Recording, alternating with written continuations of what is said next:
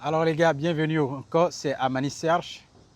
Parlons du coût de la vie qui devient insoutenable. Ah oui, effectivement, c'est clair. Je vais vous donner quelques chiffres dans cette vidéo et vous allez comprendre que ça devient vraiment insoutenable vraiment dans l'Amérique. Voilà. Est-ce que les autres vont pouvoir concrétiser leur rêve américain? Quand je venais en 2019, c'était possible, je vais vous donner les chiffres, d'avoir encore un loyer, un studio ou bien une chambre salon à 600 dollars, entre 600 et 700 dollars. C'était encore possible en 2019. Vous voyez? Qu'en est-il aujourd'hui? Qu'en est-il du prix d'une voiture minimum? Qu'en est-il du transport? Je vais vous donner vraiment quelques chiffres. Donc, de 2019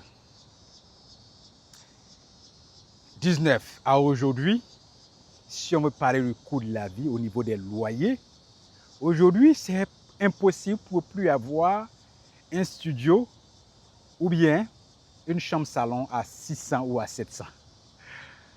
En 2022, dans le studio où j'étais, c'était 1000 dollars.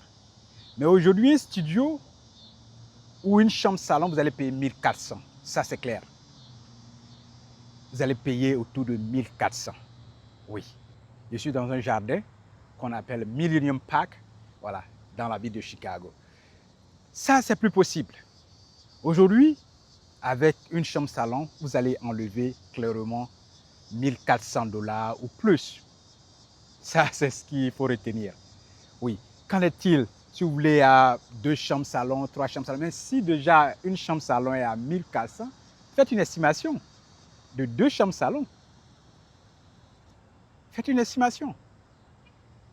Aujourd'hui, si vraiment vous êtes seul, ça veut dire que la moitié, les gens sont payés par quinzaine normalement, mais la moitié de votre paye va aller dans le loyer. Pour nous qui venons d'ailleurs, qui avons vraiment le projet d'investir au pays, d'aider des parents ou de financer des choses au pays, qu'est-ce qui va te rester? Si déjà tu enlèves 1500 dans ta paye, c'est rare même qu'on gagne 1500 en quinzaine, parce que les taxes et autres, quand on enlève les taxes, ce qui va te revenir en poche, quand on enlève peut-être, il y a des gens qui sont coupés par la retraite si vous souscriviez à toutes ces choses-là, mais ce qui va vous rester, ça ne veut pas couvrir le loyer en quinzaine. Vous comprenez ça? Donc, c'est-à-dire qu'on prend un exemple, une partie de votre paye en quinzaine va déjà dans le loyer. Ce qui va rester, si vous avez une voiture, le paiement d'une voiture minimum, si vous voulez, prenons 400 dollars. Prenons 400. Je sais que beaucoup payent 500, mais prenons 400 dollars. Vous allez payer 400 dollars. L'assurance aujourd'hui minimum, en 2020, quand j'avais ma voiture, l'assurance minimum, on pouvait l'avoir à un prix très abordable. Oui, le premium. Aujourd'hui, l'assurance minimum est à 240 dollars. Oui, 240 dollars. C'est moi qui le dis. L'assurance minimum. Donc, voici des coûts, voici des cas. Dans le transport, ceux qui sont dans le transport en commun, ils vont vraiment bénéficier. Mais si ce n'est pas le transport commun, maintenant si on prend le coût du carburant aussi, là, c'est plus la même. En 5 ans, le prix du carburant n'est plus la même. Je me souviens à un moment donné où on pouvait avoir le carburant à 1 dollar quelque chose. Oui, maintenant c'est plus possible. En tout cas, c'est plus possible pour avoir le carburant à ce prix-là. Minimum, c'est 3 dollars et quelques. Il peut arriver d'un moment où ça va jusqu'à 4 dollars, vous voyez. Donc, il y a eu beaucoup quand même de changements avec ces prix-là, avec ces prix. On peut continuer. On peut continuer avec les prix. Si on prend par exemple, on va prendre par exemple le prix de, si on prend le prix de l'électricité, du gaz et tout ça, c'est plus les mêmes. Il y a eu des augmentations qui ne sont pas vraiment à négliger. Oui. Qu'est-ce qui fait ça? Peut-être que c'est l'inflation. L'inflation, c'est ce qu'on peut accuser. On peut accuser seulement l'inflation. Et puis, l'évolution du coût de la vie. L'inflation est liée. Si on prend aujourd'hui dans les loyers, la location et tout ça, il y a aussi des augmentations. Oui, il y a de nombreuses augmentations. Partout, les prix ont grimpé. Partout. Le coût de la vie n'est plus la même que c'était il y a 5 ans.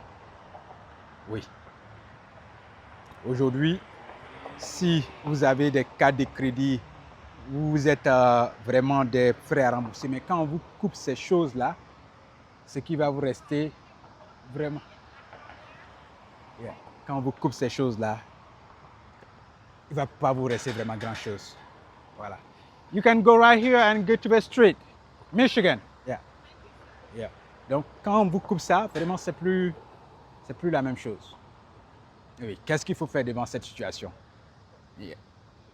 Par exemple, des gens vont dire que non, pour ça, on ne va pas économiser pour la retraite. Non, ce n'est pas une solution. Même si le coût de la vie, il y a des gens qui disent que pour souscrire à la retraite, ils vont attendre pour souscrire à la retraite. Non, si vous avez l'opportunité dans une entreprise, travailler dans une entreprise, vous avez ses bénéfices, souscrivez à la retraite en même temps. Voilà. À la longue, si vous pouvez cotiser pendant 5 ans, c'est votre argent. C'est votre argent, l'employeur va mettre un peu dessus. Et puis, c'est votre cotisation. À tout moment, vous pouvez prendre. Voilà. Ou alors, vous pouvez garder ça là-bas. Donc, c'est des avantages comme ça, il ne faut pas négliger, même si le coût de la vie n'est pas la même. Qu'est-ce qu'on peut envoyer comme solution? La solution, moi, je dirais que les gens peuvent s'associer. Les immigrants, par exemple, peuvent s'associer pour peut-être dans le loyer. Maintenant, pour les enfants qui ne sont pas mariés, peut-être que la solution, c'est de retourner à la maison. Ceux qui ont une bonne relation avec leurs parents, ils peuvent retourner à la maison, chez leurs parents, et puis aider les parents à payer encore le loyer, et puis aller de l'avant. Maintenant, si il n'y a pas de parents, ou alors vous avez une mauvaise relation avec les parents, c'est que beaucoup d'hommes ont une mauvaise relation avec les parents, qu'est-ce que ça va donner? Tu ne pourras plus retourner à la maison, il va falloir que tu te trouves toi-même, il va falloir te chercher toi-même, il va falloir trouver ta solution toi-même. Voilà. Voilà pourquoi dans ces pays-là, c'est vraiment essentiel de garder de bonnes relations avec nos parents. Ou alors avec leurs parents. Voilà. Mais quand on sait que dans un pays où à partir d'un certain âge, l'enfant doit quitter la maison, ça fait partie aussi de la culture. Donc ce n'est pas forcément de leur faute, mais on peut quitter et puis avoir un bon comportement avec ses parents. Et puis si ça ne va pas, qu'on n'est pas marié, on n'est pas en couple, on peut toujours revenir pour pouvoir mieux sauter, comme on le dit en Afrique. Voilà. Pour mieux sauter, il faut reculer pour pouvoir mieux sauter. Ça peut se faire. Ça peut se faire. Donc c'est ma situation. C'est la situation que je décris. Voilà, le coût de la vie. Je ne sais pas si c'est combien d'années, ça fait combien d'années vous vivez ici. Dites-moi en commentaire. Est-ce que ce que je dis c'est faux? Est-ce que c'est vrai?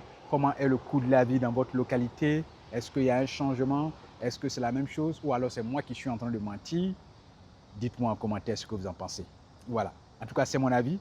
Le coût de la vie n'est plus la même qu'il y a 5 ans passés. Ça peut s'observer dans le loyer, ça peut s'observer dans les factures. Cela est visible sur les assurances et tout ça. Le coût du loyer, le coût de l'immobilier, tout ça, c'est visible. C'est visible. Le prix du carburant, le prix minimum peut-être d'une voiture achetée, c'est visible partout. Partout et partout. Dites-moi ce que vous en pensez. Si c'est faux, allez, dites que c'est faux. Si c'est vrai, décrivez la situation qui se passe réellement aussi dans votre zone. Allez, merci et puis à la prochaine.